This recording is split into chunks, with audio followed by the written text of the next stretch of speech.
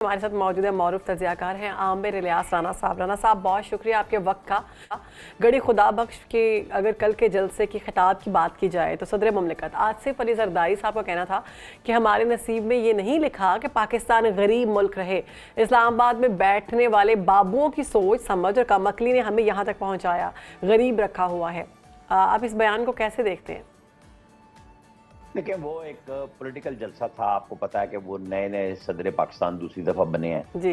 उन्हें अपने वोटर से गुफ्तगू करनी है। वो कुछ मैसेजेस बिलावल ने दिए, कुछ आसिफ अली जरदारी कर रहे हैं। ये सारा मलबा सिर्फ बाबुओं पे डाल देने से तो मामला नहीं हल होगा ना। चलें, इस्लामाबाद के बाबू नहीं काम कर रहे तो सिंध के बाबू जो आप 16वीं साल में मुसलसल इक्तदार में आ गए, वही कर लें। यानी मैं पिछले टाइम की नहीं कर रहा, तो वहां पे आपने क्या अच्छा कर लिया? जवाब तो ये बताना चाहिए ना। अब हमारे पास कहने को और बताने को वहां से सारे बुजुर्ग आ जाएंगे, बात कर सकते हैं कि हमने ये किया, लेकिन जो हालात वहां के आम शहरी के हैं, चाहे वो अंदरूने सिंध के हों या कराची हैदराबाद के शहरी के हों, वो नाकाबिले बयान है। उनका कोई पुरसाद देने वाला नहीं होता, क्योंकि जितना इक्तदार मुसलसल इन्हें मिला है शायद किसी और को मिला हो इस तरीके से। लेकिन अफसोस की बात यह है कि इन्होंने वहां अगर ये मॉडल बना देते ना, उसे बहुत अच्छी बात थी कि इस्लामाबाद के बाबू उनके लिए काम नहीं कर सकते। देखिए, हमने सिंध में करा दिया। यहाँ जिसको पकड़ते हैं चोर डकैत, वो पुलिस वाला निकलता है। भर्ती किए गए हैं बराह रास्त डीएसपी, फिर वो एएसपी हो जाते हैं, सीनियरिटी की बुनियाद पे आके पीएसपी में यानी पुलिस सर्विस ऑफ पाकिस्तान में शामिल हो जाते हैं। ये बड़ा अलमिया हमारा। अल्लाह करे कि इस दफा मतलब हम उम्मीद ही कर सकते हैं ना इंसान। राना साहब, वैसे इस्लामाबाद के बाबू हैं कौन से? नहीं, यही बात मैं कह रहा हूँ ना, इस्लामाबाद सब बाबुओं का है, सब पाकिस्तानियों का है। असल है कि हुक्मरानों ने आके पॉलिसी देनी होती है। आप 5 साल रहे इक़्तिदार में, 8 से 13 बराह रास्त।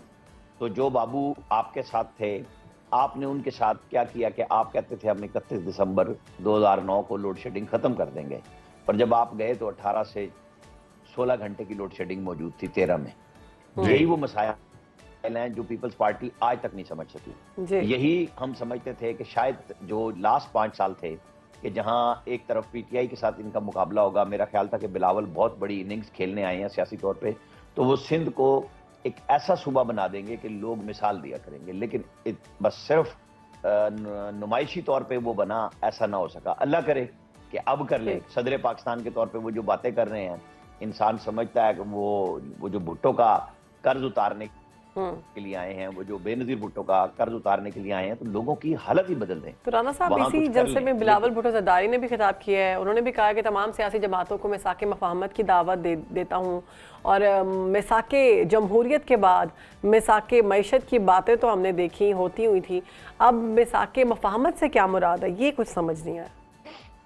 देखें, एक तो वो अपने लिए, क्योंकि उनके लिए बड़ा मसला है कि जो उनकी तकरीरें थी इलेक्शन कैंपेन में, जो सिर्फ नवाज शरीफ और पीएमएलएन की बैशिंग पे थी, एक तो वो उनको हॉन्ट करती हैं। अच्छा। क्योंकि इससे ज्यादा उन्होंने सख्त गुफ्तगू कभी किसी के बारे में नहीं की जितनी वो क्यों कर रहे थे। ये वो कभी बताएंगे जरूर कि किसके कहने पे कर रहे थे और क्या उसका नतीजा निकला।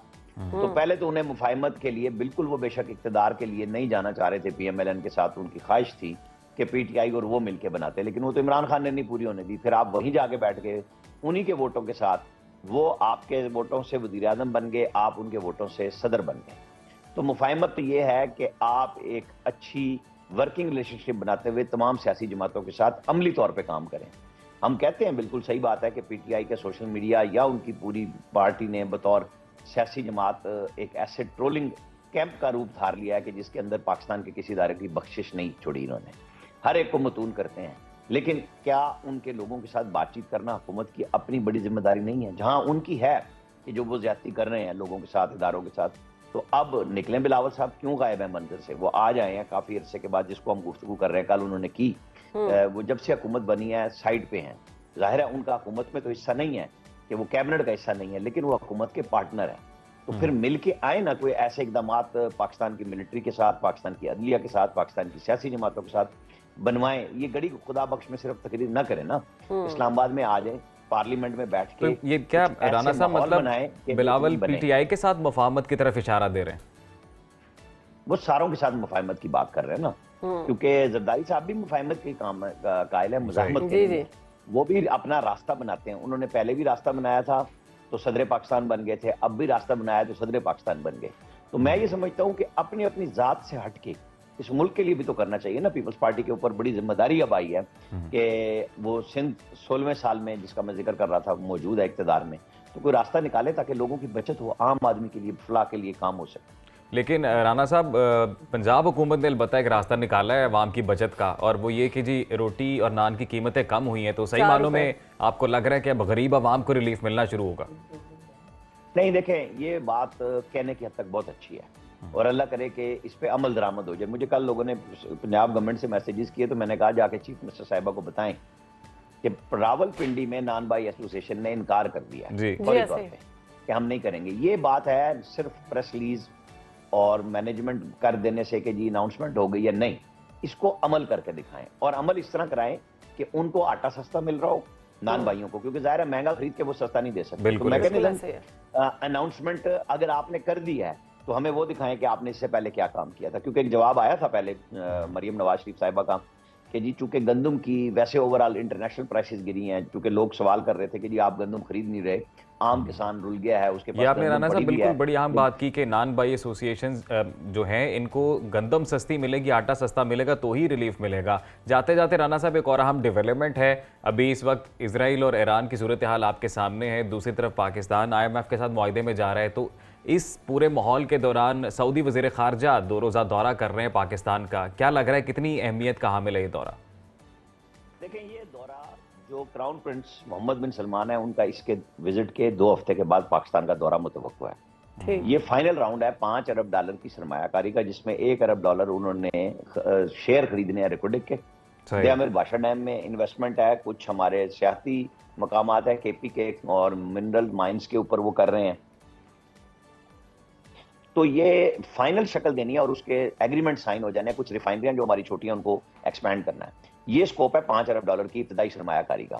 ٹھیک, اور یہ انشاءاللہ مجھے بڑی امید ہے, اور ہمیں بھی سب کو رکھنی چاہیے کہ ایک ایسا کام ہو جائے جس سے پاکستان کے اندر پیسے آئیں. IMF کا جو آپ نے ذکر کیا, پھر وہ پریشر کم ہو جاتا ہے کہ اگر آپ کے پاس پیسے آنے کی توقع ہو تو دنیا بھی توقع کرتی ہے, کیونکہ IMF یہ نہیں کرتا کہ آپ کو شکنجے میں رکھنا ہے. یہ ہمارے حکمرانوں کے فیصلے ہوتے ہیں کہ عام آدمی کے اوپر ٹیکس ڈالنا ہے, بڑوں میں نہیں ڈالنا. تو ریلیف مل سکتا ہے اگر یہ ساری کوششیں کامیاب ہوتی ہیں, اللہ کرے کہ یہ ہو جائے. بالکل ہماری دعا ہے رانا صاحب کی کہ ساری کوششیں کامیاب ہوں اور جو $4 ریلیف ملا ہے 40 روپے میں بدل جائے اور تمام معاملات جو ہیں وہ بہتری کی جانب بڑھیں, عوام کو باقی تمام معاملات میں بھی ریلیف ملے. بہت شکریہ آپ نے وقت دیا اور تمام تر پاکی صورتحال پر آپ نے اپنا تجزیہ دیا.